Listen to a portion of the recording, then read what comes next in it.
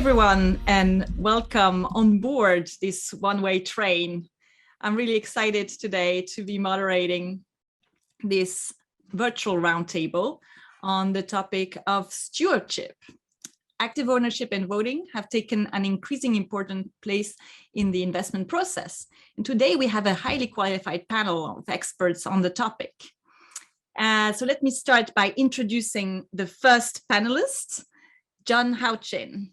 John, you are Secretary General for the Council on Ethics of the Swedish National Pension Funds, the first, second, the third, and the fourth Swedish National Pension Funds.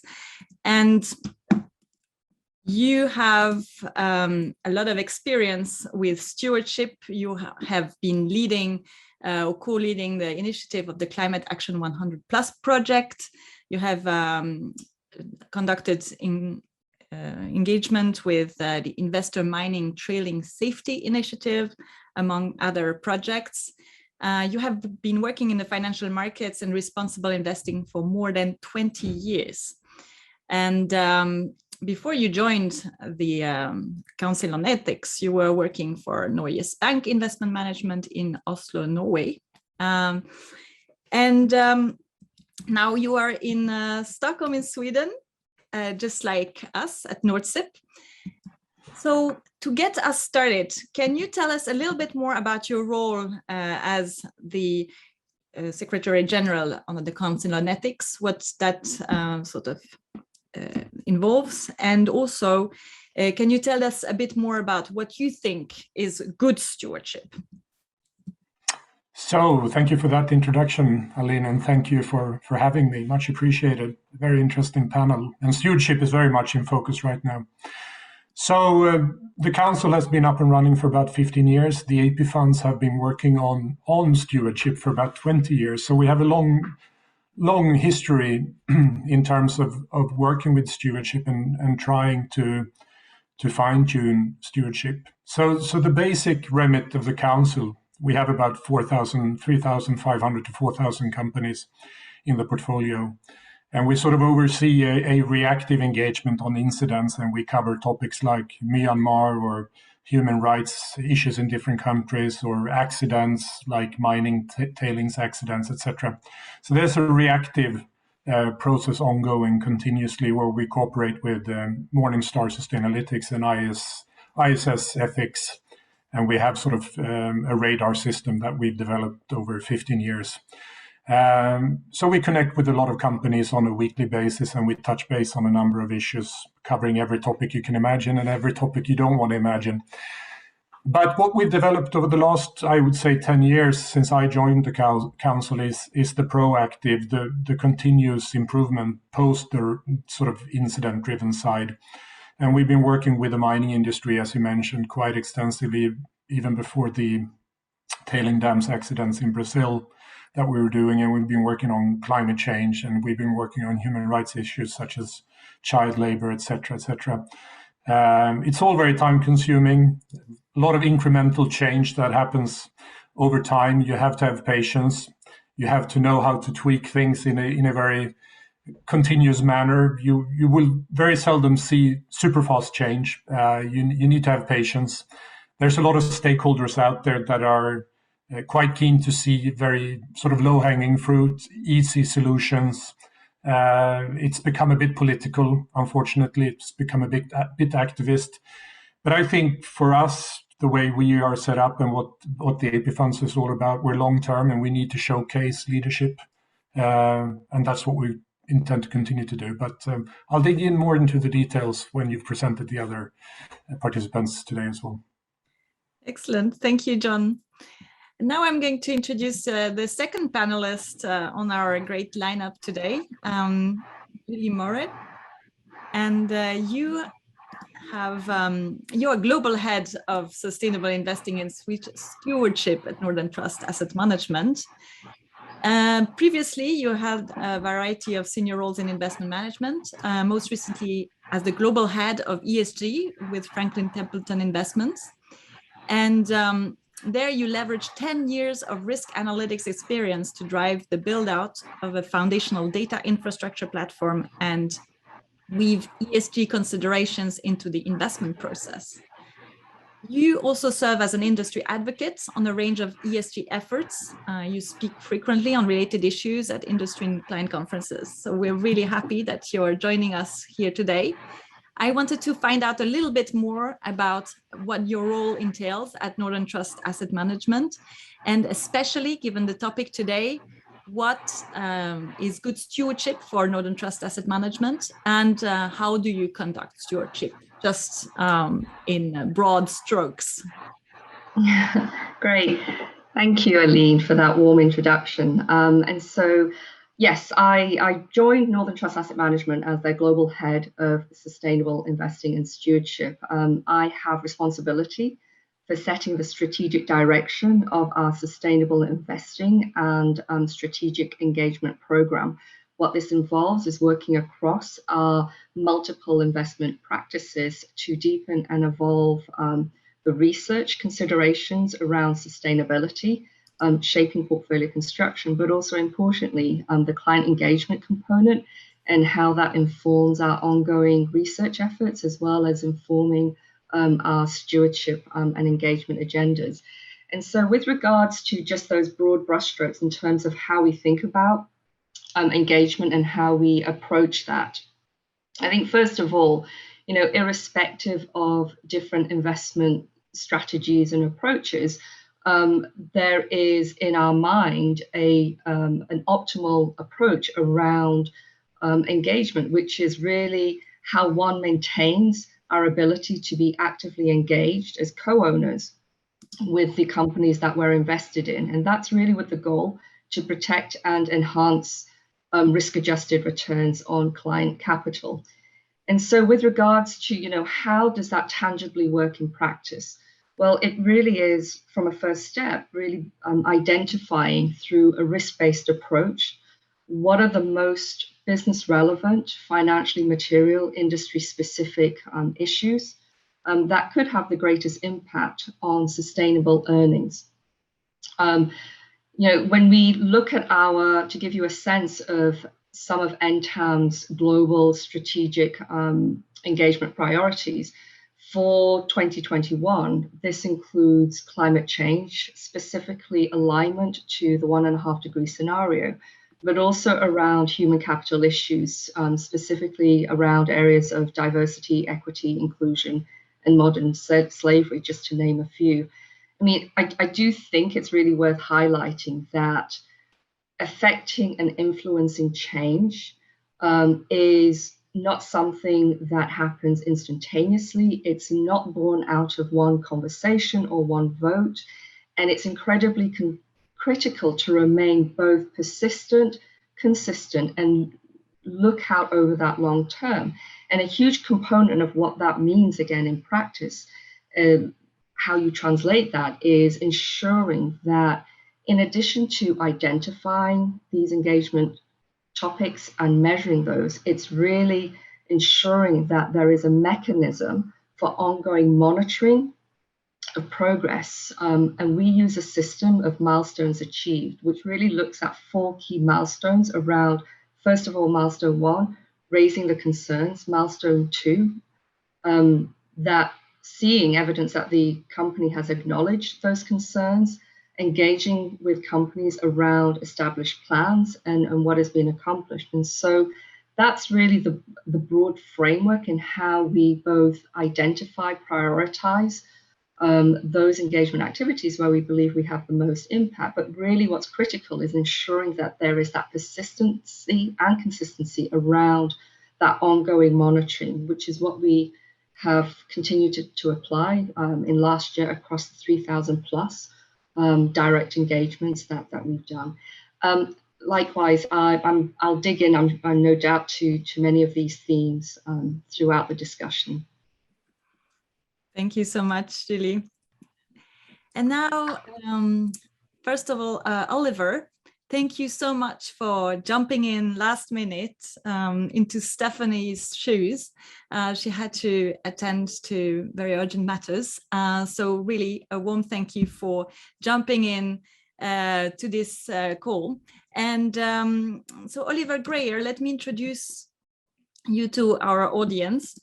You are the program leader for corporate program at the IIGCC, the International Investor Group on Climate Change. You've been leading the corporate program, which is focused on aligning companies in listed equity and corporate fixed income portfolios with the goal net zero GHG emissions.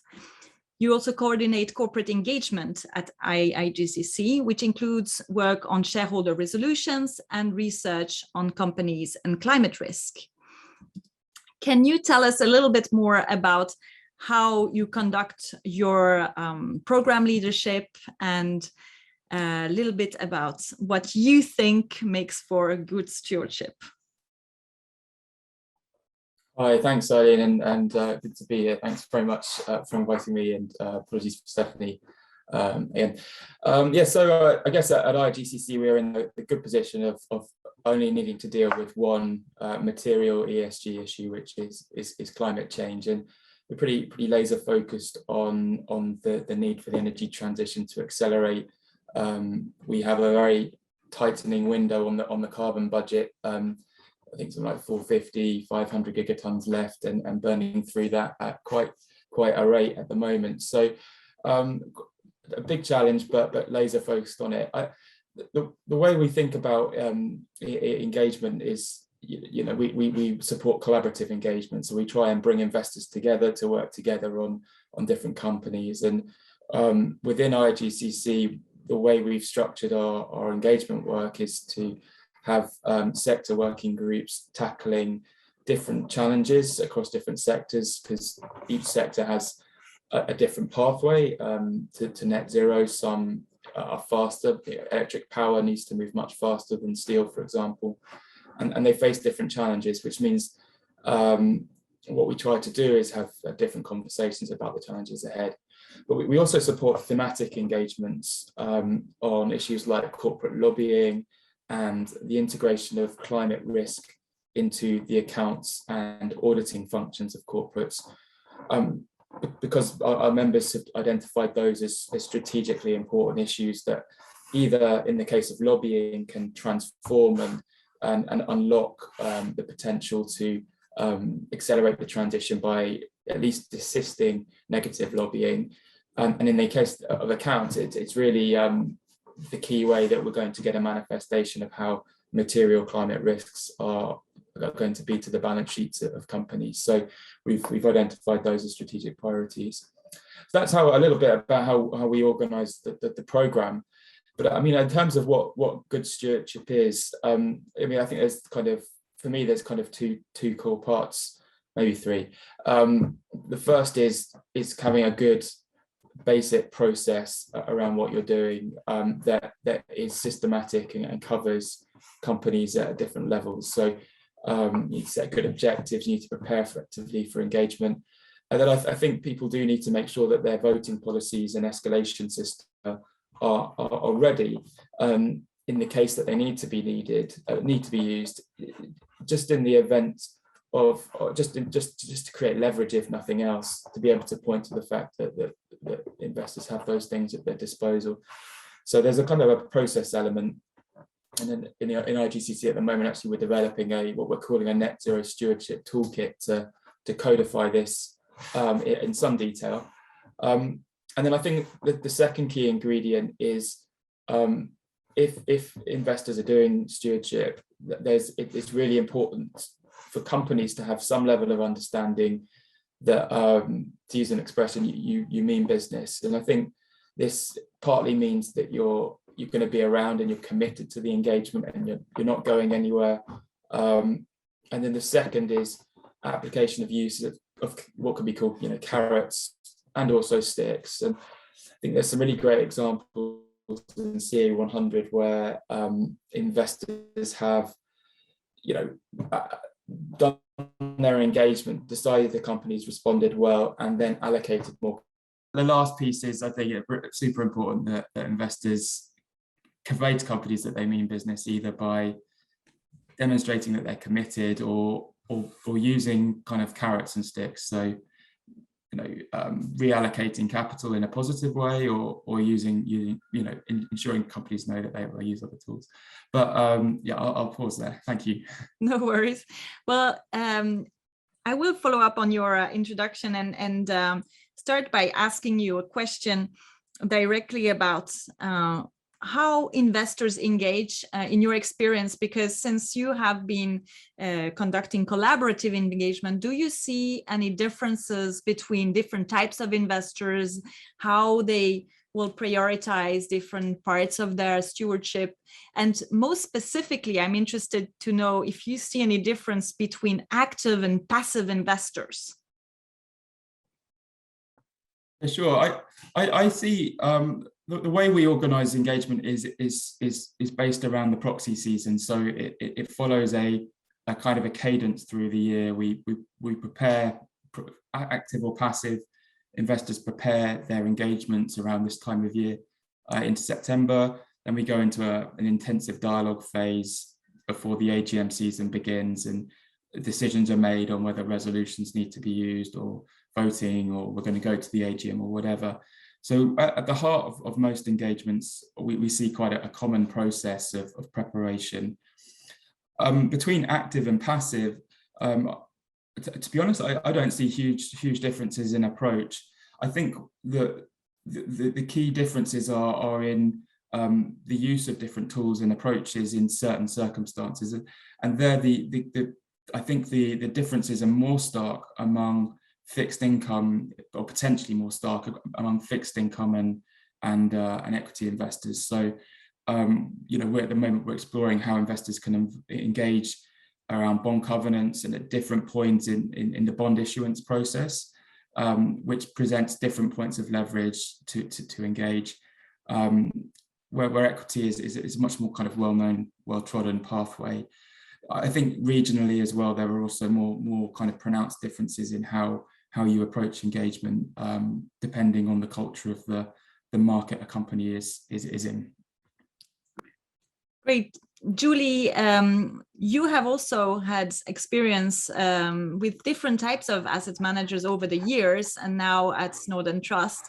What is your view in terms of different styles of management? Does that correspond to different styles of stewardship? And also, what do you think that managers should do more of in general? Yeah, so just following on from some of my intro comments, and really aligned with what we've just heard. Fundamentally, whilst there may be differences in investment approach or strategy, when it comes to engagement, a consistent kind of anchor is really around being actively engaged, and more importantly, being engaged wearing a co-owner hat. And so, that transcends different investment approaches or strategies, because really what you're focusing on is being very specific on what is the goal, the outcomes, and the purpose of the engagement activity, and how you are how you're measuring and monitoring that. So, from our point of view, we would absolutely underscore that irrespective of different types of strategies has little bearing on the intentionality of driving towards purposeful engagement, and being very clear where you're engaging for information versus engaging to influence for change. And so, with regards to typically how we think through engagement activity, I think that one has to be very reflective of where and how you will have the greatest impact. And I think this touches on some of the comments that John made earlier, which is really thoughtful, impactful engagement. There's a huge amount of background work, analysis done to inform and enrich that dialogue that you're having with the corporate. And so one has to be very clear on where and how you will have the greatest impact on engagement. As a general principle, and as an investment house, we do believe that there is strength in numbers. Hence, we tend to be in favor of being actively engaged on a number of large investor group initiatives, one of which is Climate Action 100+ that we're very active with Another, to name a few, is around the work that we do with the Sustainability Accounting Standards Board. And what's really driving that is this realization that there is a myriad of frameworks and approaches. And part of what we need to solve for is also providing a greater clarity of voice to corporates around what are the most decision useful, measurable disclosure requirements and topics and issues. And so, I would absolutely say that, the general principle is a belief that there is strength in numbers. I mean, clearly there are going to be several other determining factors, I think, at play, one of which is recognizing whether there are actually collaborative initiatives out there that are aligned with our strategic priorities. There's also being mindful of the tenure and perhaps the size of positions that we hold in certain corporates, which will lead us to determine whether some of that engagement activity is more suitable privately, one-on-one, or a combination of that with collaborative initiatives. And I'm sure we'll get into examples amongst the panel around where we've kind of engaged with a number of those initiatives. And one specifically that was mentioned was Climate Action 100 Plus. Definitely, we want to jump into that very soon. But first, I just wanted to ask John, just to help us set the scene also with your work at the Council on Ethics. You represent several asset owners. You already have a sort of collaborative effort there because each of the AP 1, 2, 3, and 4 have different investment styles. I just wanted to understand a little bit more about how on the Council on Ethics, how do you conciliate their different priorities? Are these priorities different when it comes to engagement and stewardship? And how do you select the type of themes or the type of sectors you will be engaging on? How do you prioritize your efforts? So it's a big question with a short answer. I think we're lucky that we've been doing this for quite a while. I think we have a pretty good macro view on what issues are really sort of long-term challenging issues for us. A reminder from the funds that we've received over the years is to focus on the bigger holdings of the funds, so we don't get caught in very small holdings. For instance, we've been engaging a lot with JBS on deforestation in the Amazon, but JBS is a very, very small holding for the funds, even though all of us agree it's a very important issue on the deforestation issue in Brazil. Whereas about a year ago, we released the tech expectations on the tech companies on human rights and implementing that in the digital sphere. And I mean, Amazon, Facebook, Alphabet, what have you, these are the biggest holdings we collectively own. So this is really important to have a stewardship process on that. So you need to balance that. You can't only do sort of marginal companies and spend very limited resources on that. So that's something to keep in mind. But also on when you have a reactive process, you quickly see what kind of issues are problematic for companies. And we've always said we can use that experience and go to peers and say, okay, your peer, the house burned down and we don't want your house to burn down. So can you please install these fire alarms, proactively? We know what you need to do to avoid having the same issues as your peers just had. So it's always been a strong driver when you have that sort of hands-on factual experience. And that's always been undermining or underlying the choices we've made on structural engagements. But obviously stakeholders as well. I mean, as Oliver knows, I mean, we're doing an extensive work on climate change, and we've done that for a long time. But we have a lot of stakeholders who are very concerned about climate change, and a lot of people within the funds as well. So obviously that's a driver as well. We're all part of a stakeholder economy, and I think if you're oblivious to that, I think you're blind, because this is all about stakeholders engaging together. So there are many aspects to cater for in this job. Quite challenging sometimes, to be honest. So climate change, that's really an issue that is present in most people's minds, and especially investors now as well. And we talked about the Climate Action 100 Plus initiative more specifically. So digging down now really on the work you've been doing there, can you tell us a little bit more about this? Perhaps, John, I'll let you start on this, and then also Oliver, you can join in. I think you have been working together on that initiative, if I'm not mistaken.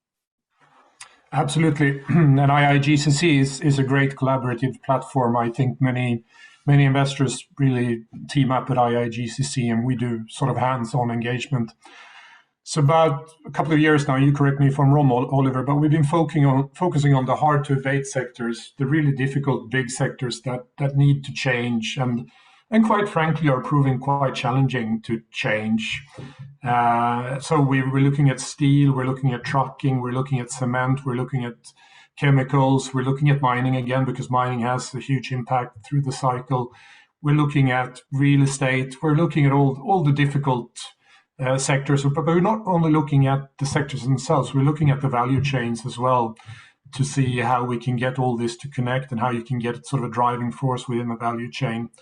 We're talking about the transition decade. I think there's a lot of talk about 2050, and that's all great, having net zero obligations for 2050. But if we don't see proper change within this decade, or at least, that we're moving the needle the way we need to move the needle, I think people will lose trust in what we're trying to achieve. And I think a lot of companies, we need to step up going from engagement to actual ownership. And I think that's challenging for this community to sort of change the costume into ownership, a bit more hardcore ownership, to actually change the business model of companies. And that's challenging, but we need to explore that. And that's what we're doing together with IIGCC now. I'll let Oliver dig into the details a bit more, and we can talk about steel. Steel is a hot topic right now. Yeah, Oliver, can you tell us more about how Climate Action 100 Plus works actually, and how you at the IIGCC, how much you're involved in that work, and also talking about more concretely the results. Can you actually say that you're already able to show results from the activities of the Climate Action 100 Plus, and what kind of results can you share with us? Yeah, sure, no worries. So yeah, CA100 started in 2017 as a partnership between IIGCC and four of the other major kind of climate-orientated networks and of investors and PRI. And we did it to kind of unify the investor voice around climate change and try and bring a stronger focus or more clarity on what the asks were of companies. So we wanted better governance of corporate boards and how they integrate climate risk, objectives. Originally, the initiative started before the 1.5 degree report, so it was focused on below 2 degrees, but now has shifted to requiring or requesting net zero, and then TCFD aligned reporting. And so this is the foundation we began. We identified the 100 largest emitters, and the coalition now stands at over 500 investors with 50 plus trillion in assets. So really great kind of manifestation of the investor request. We work by building teams of investors to engage with each company, and then we've since developed what we've called the CA100 Net Zero Company Benchmark to track progress and assess how companies are doing on those 3 high-level asks, albeit the benchmark has integrated a range of more advanced topics as well as those three high-level points. And I think what we've seen, particularly given we only pivoted to asking for net zero about halfway through the last 3 years, is pretty good foundational progress. Just over half the companies have committed to net zero at some level. About half have now got carbon targets. 70–80% in that region are producing TCFD lined reporting, and really the key gaps on some of those more basic indicators reside in either emerging markets where this stuff is new or less socialized, or in companies that have large state-owned components that we included in CA100 because they were kind of too big to ignore and felt that there still needed to be engagement. So that's kind of the snapshot. I think what, building and linking back to what John was saying, what we've recognized is that to get companies from making commitments to net zero and building their targets to actually delivering at scale, we need to recognize that then they can't do that independently by themselves. So Volvo Trucks cannot get to net zero without an R&D value chain and other collaborators to help build the hydrogen or the EV network to power its trucks when it's going to get out there. ArcelorMittal, as laudable as its recent targets are, which are very good actually, and all credit to some of the CA100 engagers there, cannot get to net zero steel, or if no one's going to buy the steel. So we need to look at how we dialogue with the value chain there. And so what we're doing within CA100 is adding a new layer or strategic overlay to the more traditional company investor dialogues, where we're meeting with sectors as a whole or value chains as a whole to try and think through, well, what are the strategic challenges which are holding everyone back, and what can we do as investors to help resolve some of those problems, recognizing that investors have this brilliant position of being invested across value chains and not just kind of closeted in one sector or another, and also have lots of capital that could be applied in new and potentially interesting ways to help accelerate the transition. So this is the new dimension of CA100, which John and various others are helping to drive forward.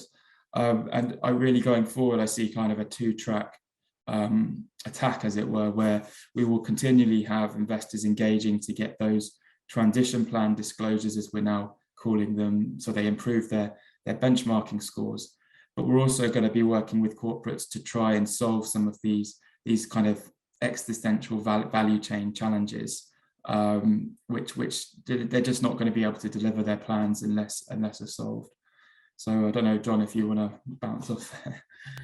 No, I think it's very ambitious, and but I mean the output of the steel report that just came out of the IIGCC, which is highly recommended for everyone to read, sort of at least give you an idea of where this is heading, and I think we're going to be chairing these calls with different sectors on a quarterly basis coming forward for the next 10 years, and you just need to churn on now. So I think we've got a great platform, and let's see where this goes.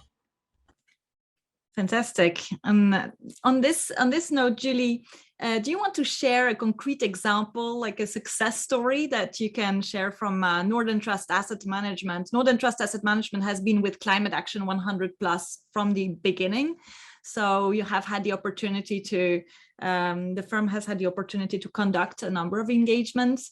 Can you give us some details of what happened?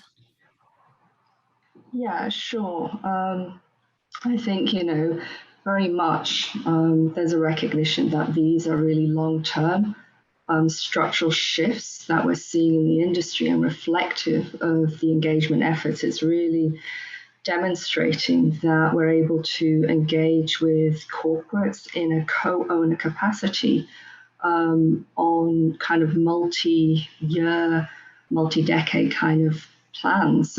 So before I get into a specific example, I just wanted to preface a few brief comments, really to underscore, I think, just not just from NTAM, but I think what we're seeing play out in the industry, whether it's civil society, whether it's policy and regulation, is the eventuality that we will continue to see policy tailwinds, which will continue to keep decarbonisation, the climate and climate a focus in 2021 and beyond, because what we're talking about here is a complete system-wide and economy-wide rewiring, and that will leave no industry unaffected. And so absolutely there are the high impact sectors that have been referenced. One has to balance that with growth, continued growth, particularly in emerging economies, around references to steel, cement, and how you can effectively help decarbonize around substitution rates as well, in terms of where, you know, coal continues to play a kind of dominant component of that.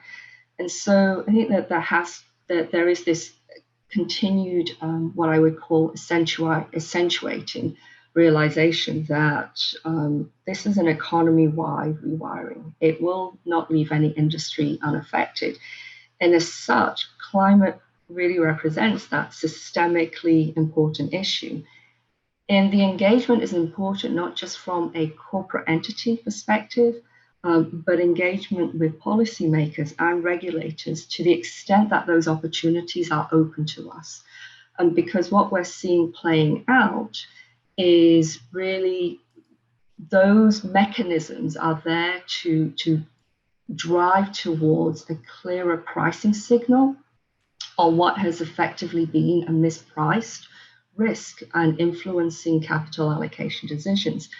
So when you ask about specific examples that we can speak to on how NTAM has been engaged in the process, we've been engaging with, to use an example, Glencore since 2019. We are a co-lead engager under our Climate Action 100 Plus commitments. And as we look over the years at the kind of year-on-year progress that we're seeing, I mean, in December of 2020, Glencore have committed to become net zero. And prior to that, in I think February of 2020, they made their first announcements at cutting Scope 3 emissions and announced their reduction targets, which they followed up in December 2020 with that commitment to be net zero by 2050, along with setting midterm targets to cut those emissions by 40% in 2035. I mean, I'd say that through the collective efforts of that investor voice, particularly under the Climate Action 100 commitment, where you begin to see the needle being moved, albeit there continues to be more progress needed, but where you are seeing small stepwise shifts is around how corporates such as Glencore are, through that continued targeted engagement effort, have most recently, in June 2021, enhanced that target reduction of 50% by 2035 on their net zero commitments. And so whilst there's a realization that that in itself won't solve the whole entirety of the challenges that we have, again, it goes back to understanding the role that you play within that value chain, the influence that you are able to exert alongside other investors with shared goals, but also with the investments we make in these investee companies to drive towards kind of meaningful changes over the future to come. And I think it's incredibly important to not just recognize the scale of the challenge, but again, recognize the role that we individually play in that process, which is also through an educational component in raising these issues to the corporates, from awareness to sending strong signals around what are the types of data metrics that we're looking at, what are the transition plans that we're trying to get a better understanding of, because this is all with the view of a realization that there is potential capital at risk and asset impairment, which impacts our ability to deliver returns to clients.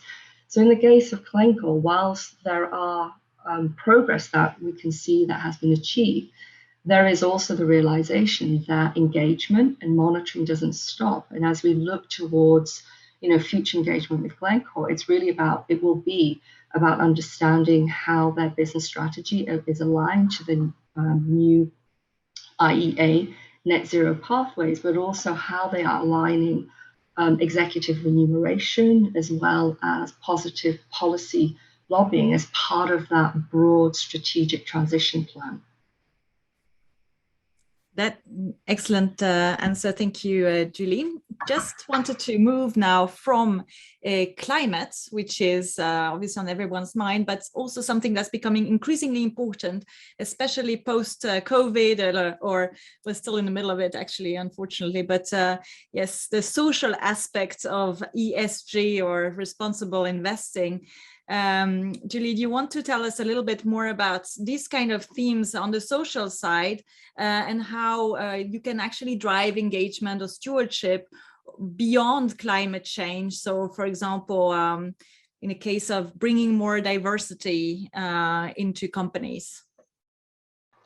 Yeah, sure. So I'll just make a brief comments here. I think it's remiss, right, not to acknowledge that the global pandemic that we've seen play out, whilst there's been evidence around dislocations in markets, there's also been evident, sensitization around dislocations around, huge segments of the economy that have been left vulnerable, whether that's through financial security or health security, particularly, segments of the economy, the gig, leisure, and industry. And so, human capital, particularly around diversity, equity, and inclusion, we believe will continue to be an enduring theme. It is a theme, I should say, that prior to these events playing out, it has always been a strategic priority at Northern Trust Asset Management, which is really being a tone set from the top down. So just to give you an anecdotal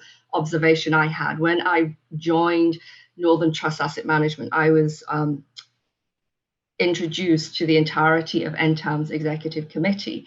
And what struck me was the observation that 65% of NTAM's executive committee is both ethically, racially, and gender diverse. And, that did leave a strong impression because I felt that there was not just the rhetoric, but the actions. And that diversity is really not diversity for the sake of diversity. It's really the realization as to how different experiences and different perspectives really help better inform the overall decision-making process.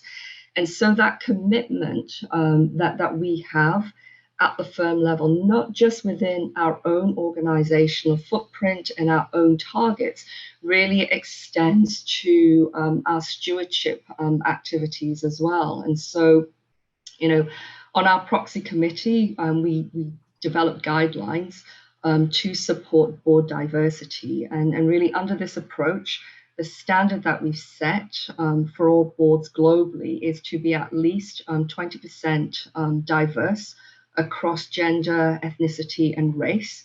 And in the US, additionally, we would look to have at least one ethically, racially diverse independent director. And so again, there's a realization that, we set the bar high, for ourselves. We recognize that different segments of the industry are at different stages of evolvement. We want to be very realistic and very constructive in a relationship-driven partnership in signaling what we would consider best practice, the reason why, in relation to value creation and the aspirational kind of goals that we would like to see company move towards. And that's, I believe, is the responsibility and accountability that we have through our role as asset managers.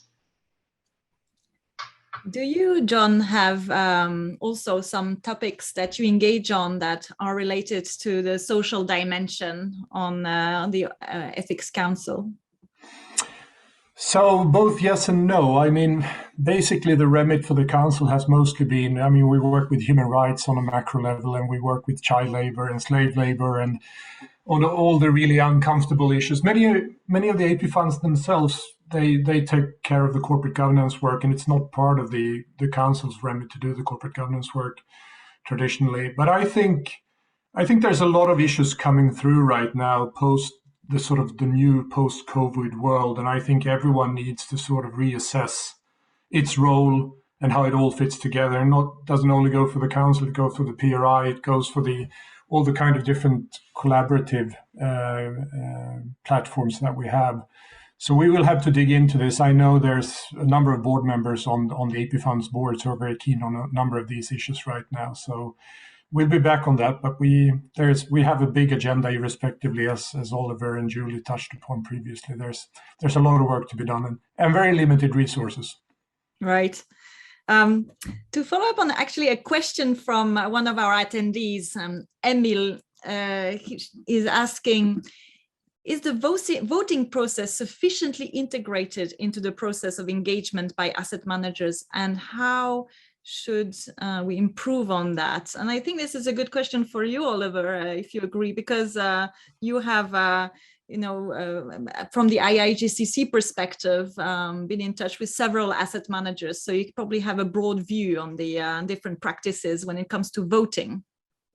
Yeah, I think at this point we're at a place where investors are integrating climate into voting in different ways. What we're seeing is that there are a couple of market-wide gaps that we need to try and solve, and we've developed a kind of a net zero stewardship working group to try and do this, albeit with a very climate-specific lens. But I'd expect some of these kind of challenges to kind of map across. The first, the kind of ubiquitous challenge, it seems, in ESG is a bit of a data challenge, ensuring that there are the right data points to drive voting policies. Is at this point a challenge. I think for any investor that's committed to net zero and is implementing a net NZAM or a net zero asset owner commitment, this challenge extends to the portfolio as well. But this is ground zero. But also there is a complexity in it and how you apply votes within different pools of companies. And so what we're doing at this point is really trying to map that out and how people can level up their voting policies and ensure there's full integration with their stewardship and then their voting policies. But what we are seeing increasingly is more investors being inclined to use and support shareholder resolutions, and the beginnings of a similar movement now to the use of director votes. What I'd expect more of in the future is the use of things like the auditor vote, vote on the financial accounts, where climate risk isn't being integrated. And for that to be enabled, we first need the right data to be collected, and then we need the right policies to be written. And those are the problems we're trying to solve at the moment by building a toolkit and also convening engagements with the major proxy advisors to see if we can encourage them to enhance some of their products and tools to meet investor needs in this space. But different investors certainly cracking on and exploring how they can do this effectively in different ways. About voting, so Julie, for example, how do you track the results? Because we want to dig into this measurements question of success when it comes to stewardship and engagement. How do you monitor and measure the success of your voting at Northern Trust Asset Management? Well, I mean, the first step is really around that broad framework that we have around key milestones. And so how we monitor progress is using that framework of 4 key milestones, raising the issues, has the issue been acknowledged, how the company is putting in place plans and whether they've achieved those plans. Now that's really broad because underneath that there are so many kind of incremental steps in ongoing engagement to really kind of drive towards some meaningful changes. So whilst that represents the broad framework, we clearly at the end of each proxy season and the start, we will be evaluating and going back to, the notes that we took, the objectives that we set ourselves to assess to what extent companies have moved on those issues that we have highlighted, and where we see what we would view as continued weakness in management This is where I guess, the use of the proxy vote is a reflection. The use of the proxy vote is a reflection of that informed views that we gather through our engagement activity. There is also an additional mechanism that we have within NTAM, which is the creation of our own proprietary ESG vector score. Now, that vector score is providing an additional tool and lens on top of our existing research, whether that's research coming through our collaborative engagements from Climate Action 100+, SASB, TCFD. But what we're doing with that vector score is providing a score, a signal across companies, which provides a measure on how those companies are performing on sustainability issues. And we will look at companies on 3 dimensions: their historical performance, how they're performing relative to their peers, and more importantly, a forward-looking projection using TCFD's anticipatory framework across not just climate, but social aspects and governance aspects as well. What this provides is that additional signal where we are able to begin to see leaders from laggards, and it helps us really just fine-tune, I think, additional data points for us to highlight whether there are particular issues or particular indicators that we need to dig into with companies, and fine-tune also the position of our engagement topics and issues with the corporates that we engage with. Excellent. Perhaps John, now, do you want to comment a little bit about the type of challenges you might have had when it comes to measuring success in some of the initiatives? One of the initiatives I'm thinking about that we've covered on NordSIP, which we were very interested in, was the mining tailing dams initiative that you were part of leading, and what kind of success KPIs, I would say, have you set there, and how far have you gotten? So I think this is the $1 million question, and there's a lot of expectations you need to manage here. And I think, unfortunately for us and a lot of other investors, the comparison is always divestment, isn't it? It's easy to divest, whereas change and engagement is a very long-term project where you need to be patient, and everything Julie and Oliver and I have been speaking about. So I'm a bit concerned in this context on continuously being the one defending engagement, but hey, I'm used to it.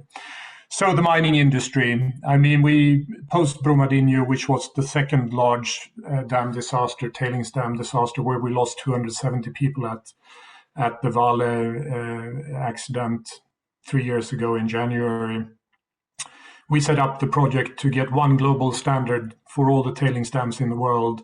And we think there is something approximately about 20 or 30,000 tailings dams globally. We don't really know yet. We don't really know. But we asked 700 listed mining companies to disclose their tailings dams, and we put that into a database, and we have about 2,500 tailings dams now. But obviously, that's only a small part of all the tailings dams in the world. And together with ICMM and UNEP, we now have that global tailing dam standard, that every tailing dam standard in the world should be managed according to the same standard. And ICMM's 27, which are the large cap mining companies in the world, are now implementing that standard. And we're getting some sort of feedback how implementation is doing. We collectively with UNEP is setting up an independent institute that's going to manage the implementation of the standard, and also going to manage the database. So you get transparency, and you get sort of the works on the ground independently verified, because we noted in the second accident in Brazil that independent verification is a very tricky beast to get a hold of. And there's a long story about that. So challenging, but mining has been around for about 20,000 years. Mankind has been mining even more, 30,000 years. We will be mining this planet until the end of mankind. So, you need to have a perspective on what you're doing. And I hope we'll get as many of those tailings dams as possible into the system. We're trying hard. We're working with a few countries. And we need to finance the whole structure as well, obviously. But this is typically what the AP funds can do because we are long-term engagers and we're long-term stewards. It's not for everyone to be doing this, but we're very proud of what we're trying to achieve here. But you need to breathe in and you need to have a bit of patience. Right, let's be patient. And one other topic where we need to be patient is the topic of diversity, equity, and inclusion, because obviously mankind, as you have put perspective on the mining activities of humans, have not been very equal and inclusive in history. So probably we'll have to be a little bit patient as well. And Enrique, one of our attendees, is asking a question here. He considers that diversity, equity, and inclusion is a journey and not an end goal. So he asks, how do you define a successful engagement on this topic? And that's probably something to ask Julie, since you have these kind of targets at Northern Trust Asset Management. Yeah, sure. So, I mean, it's, how we would define a successful engagement on this topic is, number one, through the meetings with management and board. Sometimes it really takes being in a room and looking directly, I think, into the behaviors or what is said, how it's being said, to give an indication of the intentionality of the importance of how they view diversity, equity, inclusion, whether it's really being viewed as a surface level check the box, or whether there is a realization of how these issues inform the core of business strategy. And so, there are, of course, a number of quantitative and qualitative metrics that we would look at. There's also that, culture as well that we try to understand. In terms of, quantitative metrics, we'd be looking at areas such as, percentage of turnover, abnormal turnover, promotion rates, and seeing whether there are any, consistent outliers as a red flag. We'd be looking clearly at board composition and over time, whether we're seeing changes in that board composition in a positive direction. We'd be looking for costs from companies around their employee base, around wages, around benefits, because what we're looking for are signals and indicators that provide some measure and line of sight, whether there is an appreciation around putting measurement around the return on investment in talent. And, as with anything, lots of different frameworks. The ones that we absolutely kind of get behind and working with are SASB and the Human Capital Management Coalition to really kind of work towards, better frameworks and better metrics. Great. We So have I'll end it there with those comments. We have a follow-up question here. I think we might not have time, unfortunately, to answer it, but it's from an anonymous attendee. So if you can email us the question, we will definitely follow up with you. It's a question about the context, the diversity in the context of non-Western countries, but I feel like this topic is so big, we won't be able to cover it in 1 minute that we have left. So let's come back offline on this topic later. Just so to conclude, I would like to go around the board, around the table, and ask you for a concrete call to action for each of our attendees today who are going to go back to their day-to-day lives, and hopefully we want to inspire them to take a step into a better stewardship. So what would be your advice or your call to action when it comes to that? Perhaps I'll start with you, Oliver, since you are used to working with collaboratively with different types of investors. Yeah, well, I think two very quick ones. I think take a look at the CA 100 sector papers, and there are many actions and interventions, particularly the steel one, that we're looking for people to help us to operationalize. So if you've got the time and energy, we're keen to hear from you to help us solve some of these big problems. And then get in touch if you're interested in so-called net zero stewardship and learning how you can implement that in your processes. We're in the throes of drafting the toolkit at the moment, and there's lots of opportunities to get involved. So yeah. Thanks, Oliver. And John, what would you tell our attendees to start working on? Well, don't be scared of building that culture of stewardship. It takes a while to get all the boards and everyone internally on the ship and start finding your place, because every asset owner, every asset manager have their own individual place to take in this term. And I also think there's going to be a tricky time ahead. There's a lot of simplified messaging coming from different stakeholders, politicians, NGOs, what have you, that are trying to sort of hijack what we're trying to achieve here. And I think that's rather dangerous. You need to be stern, and you need to be honest. This is what the world looks like. The world many of these topics that we've touched upon today are very, very challenging. We're 8 billion people on this planet. I wish I was a magician and I could change everything in a very swift time, but there's an inertia in what we're trying to change here and changing the system. You need to be honest about that, and you still need to be at it. And that's the only thing I can give you. I'm not giving up anyway. Excellent. Julie, you have the last word here. What would be your one takeaway when it comes to stewardship and encouraging the investment community to progress and make better choices? Yeah, absolutely. I'd say be very focused, be very persistent, be very consistent. These are system-wide challenges, and find opportunities where you are able to engage not just with corporates, but also with policymakers and regulators as well. Excellent. Well, thank you so much for your contributions today, John, Julie, and Oliver. And I wish you all a very good day. I hope to see you again soon.